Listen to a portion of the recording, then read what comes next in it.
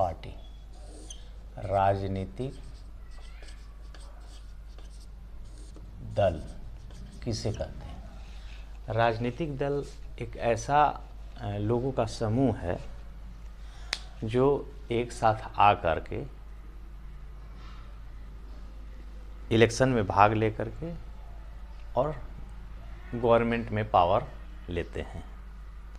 मतलब लोगों का एक ऐसा समूह जिसका उद्देश्य राजनीति होता है।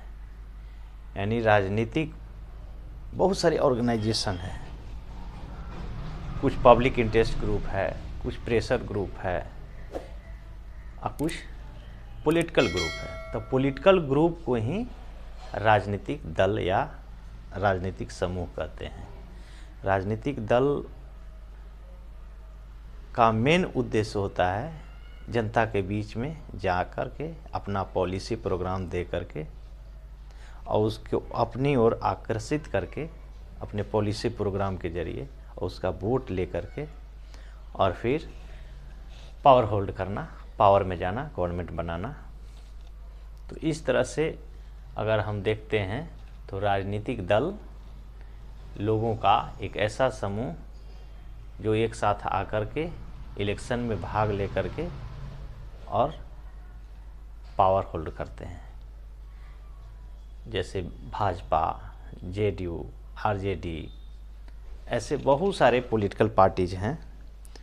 यह पॉलिटिकल पार्टीज जितने भी सिस्टम है, चाहे वह मोनार्क सिस्टम हो, चाहे वह डिक्टेटरशिप, सारे सिस्टम में पॉलिटिकल पार्टी का होना ज़रूरी है। हाँ, किसी किसी देश में जहाँ अनडेमोक्रेटिक है वहाँ उसका मान्यता है अथवा ना है, वहाँ के सिस्टम और रूलर पर निर्भर करता है। लेकिन डेमोक्रेटिक सिस्टम में अनिवार्य रूप से पॉलिटिकल पार्टी का होना ज़रूरी है। तो अब हम आते हैं पॉलिटिकल पार्टी का कंपोनेंट क्या है। 3 कंपोनेंट है पॉलिटिकल। पहला है लीडर्स, दूसरा है एक्टिव मेंबर्स और तीसरा है फॉलोअर। ये 3 जो है, ये 3 हिस्सा होते हैं, 3 घटक होते हैं पॉलिटिकल पार्टी का। लीडर्स जो पॉलिटिकल पार्टी का लीड करते हैं,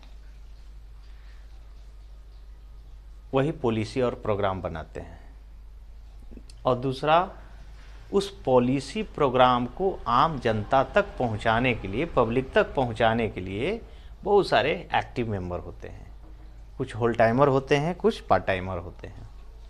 तो उसको सक्रिय कार्यकर्ता या एक्टिव मेंबर्स कहते हैं।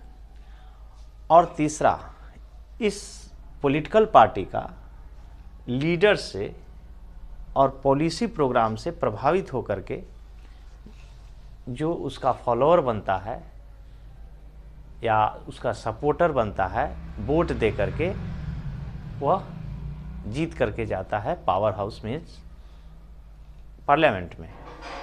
और जो सबसे ज़्यादा पावर लेके जाता है, यानी ज़्यादा जनता के, ज़्यादा पब्लिक का वोट ले करके, सपोर्ट ले करके पावर हाउस में जाता है, उसको ज़्यादा पॉलिटिकल वैल्यू मिलता है।